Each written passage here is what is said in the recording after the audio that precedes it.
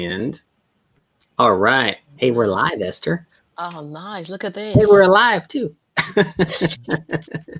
um, so welcome everybody who's watching the Love What You Do show. I got my friend Esther that I met in the middle of we didn't meet in the jungle, but we met when on our trip to Ecuador. That's right. And it's been 5 years. Can Wow. you believe that? I know I've aged slightly. I mean, I had to dye my hair blue last week because the grays are showing. But Well, you um, still look great. thank you. So you're a transformational leader, and I know you've launched a new magazine recently, which it could have been a little while ago, but we're going to catch up on this call, and I just want to hear the people that are watching and listening, they are they want to do big things, and I know that ego and that thing called fear holds a lot of us back. And I want to hear who you were before you were, a leader, and how you got into it, and some of your struggles along the way, Mm-hmm. um, and all of that stuff. So, whatever you want to feel Okay. free that was inspired to share. It's interesting because the first thing that came to mind, as you said, who was I before I was a leader? I Mm-hmm. would say before I realized or recognized I was a leader, because I remember growing up, and there's a couple of situations that I was in, and they would always call me to be the leader of the team. I'm like, why? Why? Because I was actually quite quiet back then. I just wanted my space. But it was just really interesting that I was always made the leader, and I just couldn't understand it. And I guess that was because even though I was quite quiet growing up and I was in my own world because I used to play with the fairies and the pixies and all those wonderful things. I always had a way of doing things in my own way. Is that making sense? Yeah. So even when I went to school, went to college, I was always the odd one out. I was always singled out, and I just got used to being like that because it's almost like this is me.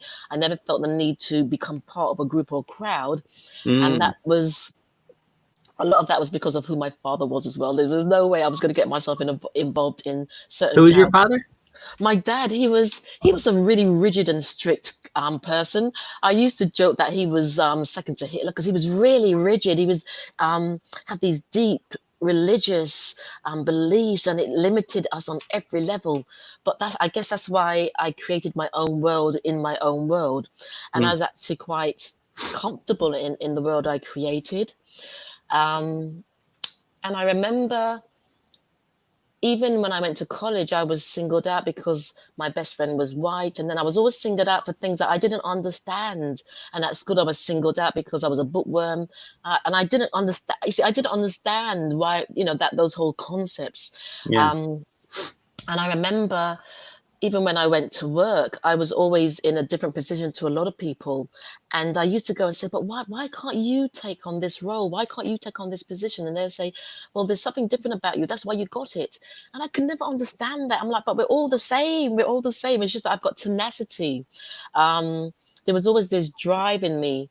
And even in my formative years in my initial jobs, when I got bored quickly because I'm a Sagittarian and I get bored quickly and I need to be kept creative and active. And what I would do, I would always create, say I'd go and I'd create a newsletter that I'd write and send out to people in my division because I'd write about my day, whether I was bored, whether I was or my trip into work. I was always creating something to fill the gap of boredom. So I guess in a way, people saw that as leadership. And even when I went to college, a teacher, I don't know, even I did a professional secretarial role. And I remember there was always lots of competition. I didn't even get that. If you're good at it, just do what you got to do. And I remember years later, I saw a teacher of mine and she goes, you were always a leader. And I still didn't get it. I still didn't get it because in my own mind and world, I was just doing what I needed to do and what I was driven to do. Yeah. And I guess how I really recognize that something was not amiss, but there was must be something in this. You're a leader, was when I did. I trekked, but I did some crazy trek. in the UK, in the Lake District, and they made me a leader. And I couldn't understand that, you got all these big people, they're from the police and they've been in all these sort of disciplines, and they made me a leader, and I had to lead these guys. And you've got this big belly. and and then I guess on some level, when they gave feedback at the end of that trek, and the qualities that they saw in me, I thought, oh, okay, because I had a sense of always just standing back and observing and understanding and intuiting to where people were at within themselves. So even though I was the leader, we operated as a team. Mm-hmm. And so to be able to see where people were at all the time, that was always commented on wherever I went. And I guess for me to use the word transformational leader was just something that people could understand. But in my own world and my own way, I just do what I'm driven to do and what I need to do and what I know I need to do. And I enjoy every aspect of that. So if you want to call that a transformational leader, then I guess it is.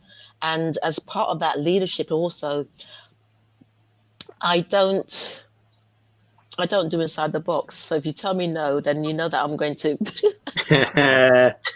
I'm going to find a way to do it. Not because I want to push against you, but that word no is almost like, how can you tell me no? That there's a plan B, there's a plan C, there's a plan D. And also having a spirit of tenacity. So in my life, I've been through a lot, as many of you have been, but there's been something in me that's got me up off my knees time and time again. So if I go back a bit, maybe what that drive was, I had 2 children to look after, to nurture. That was my drive. If I go back a bit, it was, okay, you're not going to tell me what to do, because I know that there's something bigger and greater in me. And also I do push against, if you try to belittle, or if I feel belittled, or if I see someone belittling someone else, I will speak up and make a stand, because I'm like, who are you to be saying that, man? But I got to choose my battles, right? Yeah. So I guess in a nutshell, the evolution, the constant evolution that I have had to do. And sometimes a lot of times I've been down on my knees, and it's just been me, myself, and I to pick myself up. And I mean, something happened last year and the year before, and I had to actually reach out to a few people around me for support, because I'm just used to. But even in those spaces of evolution, even when I've been down on my knees, what's got me up is the whole thing is I don't want to experience that type of pain again. So what is it that I need to do to keep weeding out, to keep understanding, to keep learning what's going on inside of me? Why is this happening? Because there's certain places you just don't want to go back into. No, you don't want to feel those feelings again. That's right. That's right. And also I've been listening a lot to Esther and Abraham Hicks, and I love this whole thing about the vortex. And when you're feeling doubt, when you're feeling uncomfortable, when you're feeling in a space of whether it's discomfort, dis-ease, whatever it is, that's a sign that you've stepped out of the vortex somehow. And what is it? Why have you stepped out of vortex? What has drawn you away into this other space? And then when you can, and that's a sign. And if you can acknowledge that sign and work with this bit here, then you can, come back to this state. What comes up for me is that space of when you're out of alignment with who you really are, and some people may put it like, what your purpose is, what your God purpose is, what God wants you to do. Like there's something that, you get to do here on earth that only you get to do. Absolutely. Right. And when you don't know it, that's hard. And it's even harder when you do know it, but you're resistant to it. Absolutely. I'm supposed to get on stage, but I don't want all those people to think bad things of me. And it's painful. There's 2 things with that, Brad, is that for if you're aware, if you're aware, it becomes painful. But then because there's a couple of people I've been watching and I've been seeing their pain, but then you can become used to that pain. Is that making sense? Yeah, it's a numbness. Yeah. Yes. Yeah. And so then you can actually, there's a saying that you can become comfortable with being uncomfortable. Yeah. Whereas for me, That's a whole nother level. yeah, but for me, I can't. I can't, because my spirit's like a little Jiminy Cricket. You need to do this. You need to do this. I'm like, oh, really? You need to do this. You need to do this. I mean, I was in the States last year, and I tell you, Brad, the amount of things that I was able to do, the amount of things that I just did, because I was over there on my own, and people are like, you're here on your own, you travel on your own, my God, you doing this on your own? Yeah, because I've got things to do. My spirit is telling me this is what I need to do, or the universe, this is what I need to do. And some of the places and things that I did, I mean, there was one time I had to interview an artist, and I hadn't had time to find accommodation. I just didn't. I just got in an Uber with my suitcases because I was in transition. Showed up with my suitcases. I did the interview. I was like, okay, now what? And I did that quite a lot of times. I ended up in New York, and I hadn't booked a hotel, and hotels in New York are expensive. Yeah. And so I got to the airport, and it was late, and there was nobody around. I'm like, wow. I thought, I'm just going to sleep in the airport until morning, until I can book an Airbnb. So I tucked my leg around my suitcase, just in case anybody tried to grab it. And I texted a friend to say, look, this is where I'm at. And he checked in on me periodically, and I went to sleep in the airport, because there's one thing about when you are in purpose and on purpose, you do what you have to do, and ultimately the universe will come around and they will hear your vibes, and I need some support, and they will come around and make things work for you. And It's almost like you're doing the will of the universe, and it's like, hey. It's like if you could think of it as like as a boss, and it's like they're sending you on this thing like, hey, you're going to get supported. I'm going to send you all the people, love, whatever materials you need, and here's where you got to go. It's pretty interesting. Yeah. And it's that whole thing of trust, though, isn't it? It's because a lot of things I've done, a couple of times, I really I shouldn't be here for the amount of places that I've stepped into.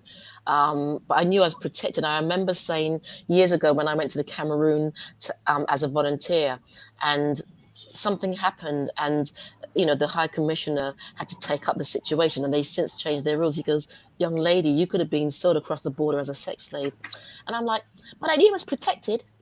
And I know in that sense, with that level of concern, for me to say something like that, it's almost like, where's she at? But on one level, I felt a slight concern after a certain time, and I wasn't taken to where I should have been. But then there was this knowing, this deep knowing, you're okay, you're okay. Mm-hmm. And I've been or put myself in several situations like that, and it's always been okay. It's only one time when I was in the States I think it was the year before, and I got a bit freaked out because my internal sat nav didn't work, and my phone wasn't working, and I couldn't find my way home. And in the States, you guys, everybody drives, depending which state you're in. Everybody drives. Yeah. It was in Atlanta. Pretty much. And it's 9:00 at night, and there's nobody on the street. And I just got lost, and there was nobody around. And I remember having to walk past this forest place, and I'm like, oh my God, I'm gonna get kidnapped. Someone's gonna come out of the bush. But I just had to calm myself and just meditate and just have faith and just say, just guide me to where I need to get to. I need to get home. And I saw a landmark that I recognized, and I thought, I'm not going to do that again. Especially not having a phone that didn't have any credit on. Yeah. So I guess in terms of going back to your question about my journey, my evolution, a lot of that also has taught me to trust, Brad. I mean, a lot of that has been about this deep, intense, sometimes insane trust that all will be well. Yeah, it's pretty. Yeah. What does that feel like for you? Is that like a just a real peaceful feeling, or like I know how it feels for me, and I've come to that place, but I'm interested, like, what other people like. It's like a knowing for me, It's a knowing for me, and it's something that I know I have to rely on.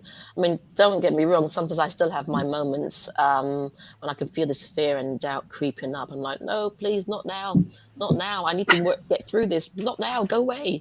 Or what I will do, actually, if I feel anything coming up, I exercise because I can breathe, or I do yoga and I breathe it out.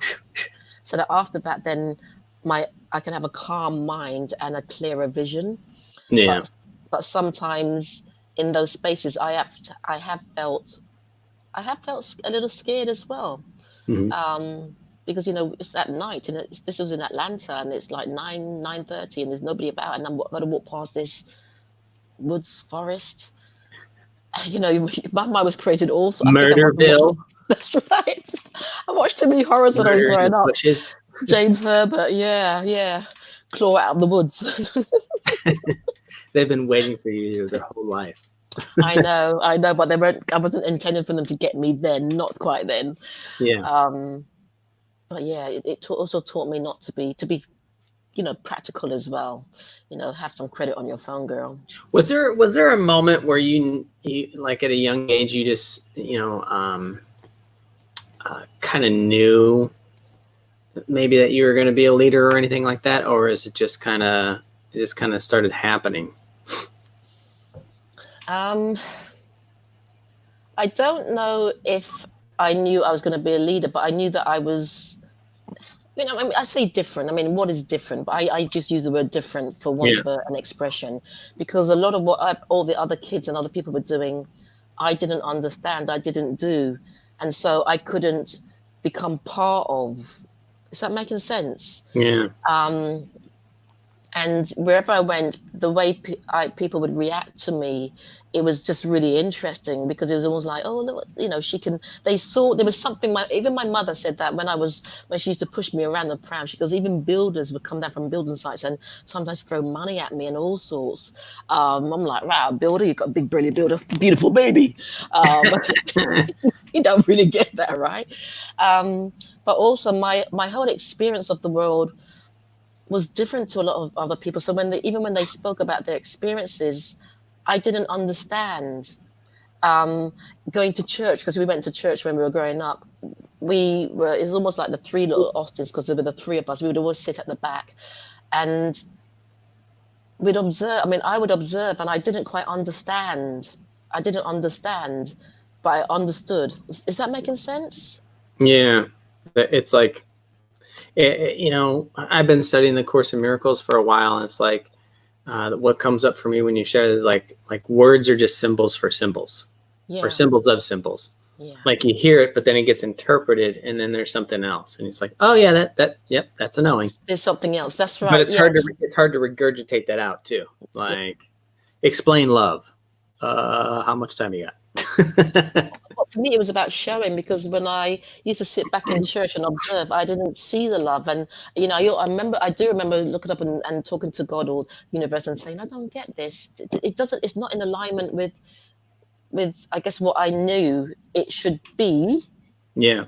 I didn't see, I just saw lots of anger, and I just saw lots of divide, and there was this whole thing of not just wanting to face truth. What they say, one man's truth is another man's poison, but there is also a universal truth. Yeah. Which remains the same, consciously. There's this conscious soup of the everything, and that doesn't change, because energy is energy. Yeah. Like forgiveness is a universal principle. It is. It is. It works for any language. Usually requires tears and hugs. Yeah. And just letting go and letting go, and being able to speak your truth into that, and just being able to let go. That's really hard for, I think, a lot of people, speaking their truth. What do you, when you are working with people and that comes up for them, how do you help them navigate that process of like, I got to go talk to my mom, or I got to have a conversation with my boss, or I got to have a conversation with my team that, it doesn't feel comfortable to them. But they also know at the same time, if they don't have this conversation, things will just remain the same. Yeah. How I usually navigate that or operate with that with the client is, firstly, I ask them to experience how they're feeling now, without not stepping or speaking their truth, Mhm. and they were explained, because oftentimes we can explain things, but people have to feel things. It's the feeling of, so how are you feeling at this moment in time? And lots of times it's, I'm feeling yeah. And then the next process I show them is that, okay, it's not going to be comfortable, it may not be easy, but, and also have no expectation of how the other person may or may not respond, but ultimately, what is it that you want? And oftentimes they say, we've been carrying this for years, we just want our peace. We Yeah. just want peace. And so once you solidify that actually you can get your peace, you'll have to get rid of your expectation. You might not get the response that you want, but if you walk in peace, and also within your heart, once you set the intention of how you're going to deliver it, or the place that it's coming from, that's all you can really do. Because then you can get into the field of feeling obligated. So then you start to go down a path of dissecting how you feel, how you don't feel, and going, but no, once you come from a place of non-expectation, and once you come from a place of, on the other side, seeing your freedom and your peace, that's what usually allows them to walk through that doorway. Yeah. Especially recognizing that not everybody is going to agree with you. They might not even respect what you're saying, but it's a release as well. And there's such a release to being able to speak your truth. It's so powerful. It is. Sometimes it's It's painful. just like, I like to think of it as like our bodies are containers. And when some information comes in, and or we have a belief that just stays inside of us, or a truth, right? And we don't express it, and it gets cut off here, or get, like, maybe if you're really a movement-based expression, and so if you're a dancer and you don't dance, that expression doesn't get out, and it gets bottled up inside of you. Like me, if you've been told you're supposed to be a speaker and you don't speak, it doesn't feel good, That's right. So that's how this all got started, because I'm like, well, how can I be, a speaker more? How can I go out and do that more? And this is one of the things that was like, oh, you could do interviews, So It's that's a how start this is. as well, isn't it? It's a Yeah. start. Yeah. And you're facing the world in your own way, and you're very good, if I might say so myself. But no, you're good at what you do, because it just comes from, it's fluid with you, Brad. It's Yeah, fluid. thank you. And also, what I always remember about you all those years ago was your quirky, your crazy sense of humor, and that made you unique in your own way. Yeah. I just had an insight this week. I'm going to be it's going to be called Stick Figure Wisdom, where I take really complex concepts and I put them into stick figures. Excellent. Why did my husband leave me? Why did my wife cheat on me? Let me explain it in stick figures. Okay. That's going to be interesting. Yeah. Brilliant. But I put it out there this weekend, and I put it in the Facebook group. I recorded a little video, and I got several comments of like, oh, this really helped. This is really great. This is awesome. And it was just it was super crude, and it was just me drawing on a piece of paper and using my fingers and stuff to like explain things while I'm holding the camera like this. It worked. Brilliant. Yeah. Brilliant. So, yeah. So what I kind of want you to share a little bit about how you started this magazine, right? I did. And it's all about my baby. It's all about transformation, right? Yeah. Everything I do, Brad, is about transformation. So it's just that I've been gifted different vehicles to spread that message, so to speak. But yes, the magazine will be 2018, it'll be 3 years old this August. It started in August 2018. Yes. It's about to pull back and tell you it's mine. That's right. Mine. That's right. It's got legs. It's got stick legs of its own.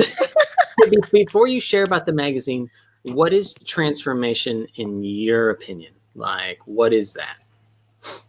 Transformation is the constant evolution of self and the awareness to remain aware of that constant evolution. Cool. Yeah.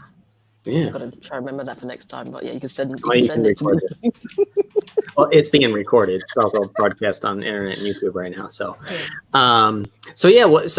share about the, the magazine, what it's all about. Why would someone want to read it?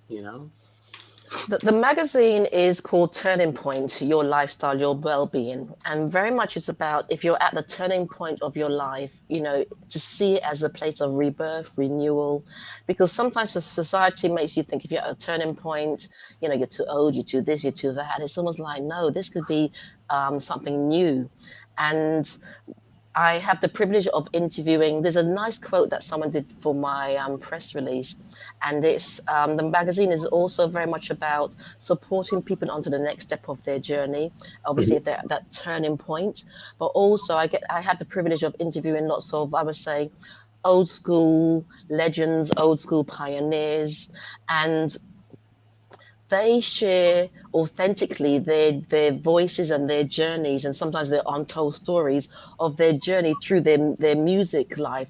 So I had the privilege of interviewing lots from Motown last year. It's 60 years of Motown. Wow, And I cool. interviewed Mary Wilson. I interviewed William Mickey Stevenson. He was the first A&R man, so he discovered Marvin Gaye, Martha Reeves. Wow. But I know. I mean, but the thing is, Brad, it's not so much that they are celebrities or whatever, but it's the stories that they share.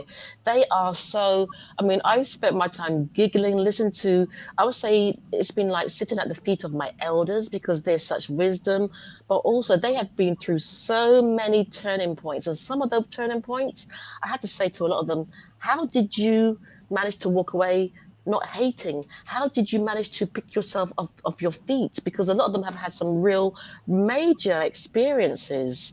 Yeah.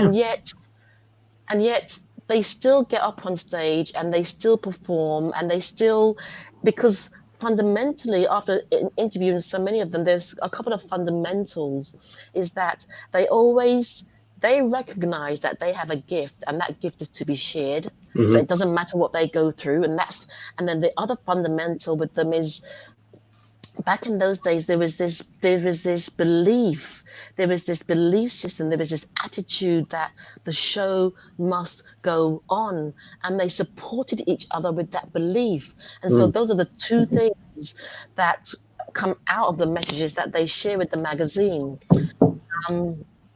And also the magazine has other wonderful things like adding like things like financial knowledge. It's about legacy building and financial wealth, and it's got fashion. It's got a page of humor. There's Aunt Gertrude. I'm Aunt Gertrude in the magazine because humor is healing. And then you're Aunt Gertrude. So this I'm is your Aunt Gertrude. She just makes light of the particular theme of the magazine, and it's about truth, but then she takes humor out of it. Oh, cool. And what else? There's true life stories. So I always aim to take some stories from different parts of the world and put it in this magazine. So that is my baby, and she's growing, he's growing, it's growing. And yes, it's predominantly it started off as an online digital magazine, but now people are asking for print on demand. And there's something so wonderful about holding something that's been created and birthed through you in your hands. Online, it was like, okay, it's nice. It's like a real baby. It is. No, it is. Because when I get my box now, I started ordering from last year when people were asking for it, and the first time I got this box through, I'm like, wow. And then I opened the box, I'm like, wow. And then I took one out, I'm like, this is mine, because it takes a lot of work to put this thing together. Yeah.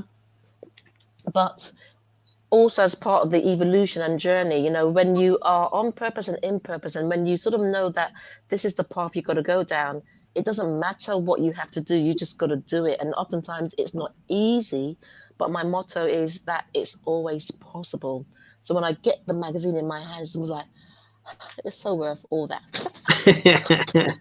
All that crap that shows up, I had the same feeling when I wrote my book of like, I don't know, it's just a feeling of like, all of that effort got materialized, you know, Yeah, and it's like, oh, this is really cool, you know, absolutely. and it really doesn't matter how awesome or great it is. It's that you had an idea That's right. and you said yes to it, and you said, I'm going to do this. And that's I mean, if you're an author in your first book is probably not as great as your 10th book, right? But if you wouldn't have gotten that first book done, you wouldn't have been so good. Absolutely. You know? Yeah, absolutely. So, yeah. But there is that like that feeling in the way that I relate to it is that you get to be the creator, right? And if you, I mean, if you look at like the Bible and other, you know, things out there, is like, you know, we were created to be creators in that image, right? Yeah. And it feels really good. Yeah, it does. You know, It does. so And then all that work and everything that, like you said, all the stuff that went on behind it, the late nights, the okay, I've sent it off to the designer, but they're taking you know, and you know, the extra exercise just to keep me sane. It's worth it because, like you said, it's just this tangibility in your hands, and you know, it's being birthed and created through you. yeah. And then it's saying also, what more can you do? Because this is physical proof and evidence that you can do it on whatever level now. Mm-hmm. Yeah. You know? It's pretty, it's not the same, but I could see how it can relate to being a parent. Like you create something, you know, in a respect, because you do, right? Yeah, I guess so. You've got kids, right? I have. I guess I've never really looked at them and thought I've created them. I guess that's an interesting concept. I mean, it's different. It's different because I was trying to sort of. I mean, I do it when I look at my granddaughter because I look at my granddaughter and I think, I'm a grandmom. I'm a grandmom. She's so cute. She's so cute. You know, I can relate that way. With my boys, I sort of had this mental plot. Have I ever looked at them that way? I guess I look at them in terms of, I guess maybe it's just wording that threw me, but it's also when I look at them, I'm like, I'm proud because you know, you've got these big giants around me. They're 6 foot. And I'm like, yeah, dudes, they're mine, you know. So, yeah. You did teach them English, right? Yeah, in between all that, yes, I had to sort of pull that out, and the Queen's English as well. Okay, good. I don't know what that's like. But yes, it is. Yeah, it's that tangibility of it all, and then knowing that actually someone wants to purchase this or people are interested in it, and then knowing actually I can start to build something around it as well, because it's not just a magazine in its own silo. Because if it's about lifestyle and well-being, then it's got to also be about lifestyle. Everything around it's got to be about lifestyle. So masterclasses, you know, workshops, you know, turning point workshops, so that it's a whole rather than it's an experience. It becomes an experience. So it's like the train, isn't it? It gathers, it's gathering as it's going along. Yeah, it gets easier and easier. You know, still gonna be a challenge, right? So you're doing, you know, are you still doing your coaching and you're running the magazine? Is that what I'm hearing? Yeah, the coaching, it's more intuitive work, the intuitive readings and the intuitive healing that's sort of running in the background. That's sort of ad hoc, because I do it in different ways. I do it through meditation and the energy work and the readings, and that is something that I'm going to tag on to the magazine, because it's all about everything that I've been asked to do from source it is about healing. So then I'm going to tag those on to the magazine. So like I said, it becomes an experience. Because I was thinking the other day, if people are at the turning point, it's nice to read about the experiences of others and have all this wonderful information, but then they may need some personal guidance and steps themselves. So then I can create, or I can just transfer how I'm operating with the healing side and just transfer that onto this platform, so that it becomes this wonderful, I like the word cacophony. Is that a word, cacophony? Yep, that's I'm gonna let you say it because I might mess it up. Did you say you want some coffee?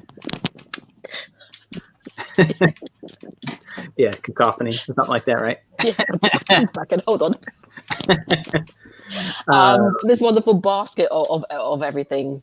Because I want it to be an experience, not just a silo, something that works in its own silo. there was a question I had, and it slipped my mind for a moment. Of that's what it was. It was that turning point. When what is that? Because I think that when you hit the turning point, you don't know you're there. Yeah. Can you describe what the turning point is for you? And I mean, especially like inside of the readers, because I'm sure that's like frames your stories and everything too. Okay. I guess what in terms of the magazine or Well, just in general, generally? the person who's in a turning point, Okay. that they may not be aware of where they're at yet. I feel for a lot of people who I interact with or who I have sessions with, most of them realize they're at a turning point. But the thing is, where do I go? Because they can feel that uncomfortability. I love that word. I made it up myself and I'm sticking with it. They can feel that uncomfortability within themselves. They Yeah. can feel the frustration because it comes out as frustration. It comes out, sometimes people don't want to get out of their bed. It comes out in their lack of motivation and lack of clarity. Yeah. So then that's how a lot of the clients that I deal with recognize that they are at the turning point. And then it's like, so where do I go to now? What do I do? And especially with this whole situation, they say the pandemic, I'm not going to go any further,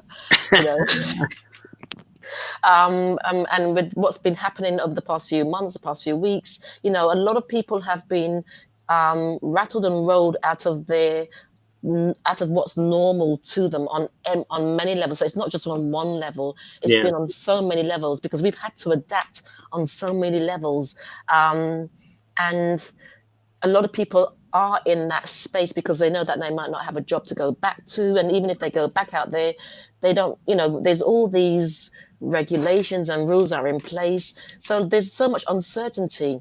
And so most people, I would say, will recognize that they are at the crossroads, but it's where to now. Yeah. And that's what people are going to get from the the magazine is like, okay, hit my wall, I know I need to turn some direction. Yeah. Where do I go from here? It's pretty cool. Yeah. And it's interesting because my theme each issue, because it's quarterly, and so the one for this one is resurgence. So resurgence, rebirth, this global shift. What has this global shift done to you or for you, and how are you managing in this global shift? And I've got some beautiful little quotes and collages of information from a lot of artists, and they share because. I mean, I interview lots of different people. I say artists because we often think that they've got it down pat, especially when they're up there, we think they've got it down pat. And it's nice to hear. And also it gives them a platform for them to express themselves because they're always giving to us. They're always giving in their music and, their interviews about their life. But it's nice to hear, how are you doing? How are you managing? And I've got some real beautiful nuggets of gold coming up in this next issue. Like, way to go! Any of those you want to share? Like one? Yeah. I've got John Wilson from Sly, Slick and Wicked. And I've got William Mickey Stevenson, who's the first A&R man. I've got Charles Wright, express yourself. Got him. I've got Lee John from Imagination, it's just an illusion. Who else? And Bernadette Bascom. So I've got some real nuggets of gold. Who else? There's somebody else. There's someone banging in my head. Who's banging in my head? Can't remember. New band, Nuggets of Gold. That's right. Nuggets of Gold. That could be for my band actually, because I'm going to be jumping in the deep end soon with something that I've been pushed to do. Sorry? I might just have your first single, Nuggets of Gold. That's right. You're going to want money from me, though, aren't you? So anyway. 5%. And we got all these people who are witnesses. Yeah. All one. But that's also part of the turning point, because there's a few things that I've wanted to do for a while, and people have been sort of pushing me and encouraging me for a while. I'm like, she's not quite ready, and it's that sort of thing. I don't think I can. But then when they hear me sing, they say you can sing. I'm like, leave me alone. But then also, remember I said about how do people know when that crossroads or turning point, and it had started to get painful for me, because my spirit was saying to me, you need to sing. And I'm like, I'm not ready yet, you need to sing. And I made excuses. Yeah. And after a while, I don't know about you, Brad, but after a while, when you're not doing what you're supposed to do as well, when you do try to do it, it doesn't come out, because you've almost said to yourself, I can't. So when you go to, you can't, or it comes out in a certain way where you think you can't, but then you can if you change that. Yeah, it starts to occur newly, like when you start to take little steps. That's cool. The transformation. That's right. There you go. Well, perfect. Well, let's kind of end it on that. And before we close this out, where can people find the magazine? Where can they find you? And yeah. Okay. Well, my social media handles is at Esther Austin Global, ESTHERAUSTIN Global. Global. Mm-hmm. And the other one is at Turning Point Magazine. I'm going to put those right in the comments right now. I'm going to copy those. Let's see. Issue.uu, right? Yeah, it's isusu.com. Yeah, isusu.com/Esther Austin Global, because that's the platform where you'll see all the issues of the magazine, previous issues and upcoming issues. Yeah, there's the social media handle. That's right. Let's see here. Where's this other one? You can multitask, Brad. Hey, way to go for mankind. And then, oh, wait a minute. Oh man. I got it. It's just issue.com, right? Yeah, issuu.com/Esther Austin Global, because that's the platform where you find the magazines. Oh, okay. Well, let me put the whole thing in there. Just 1 second here. I should have been. I know if I put it over here. There we go. It was trying to copy like all of the information. Okay. There we go. Now we should be able to see it. How's that? Okay, brilliant. Yeah. Offside here, but yeah. Yep. Okay, don't go cross-eyed. Got it right. And those will be in the show notes too. So Esther, I'll go ahead and get the broadcast ended, then we'll chat after this. But thanks so much.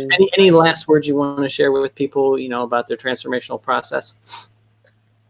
One of the mottos is, it's not easy, but it's possible.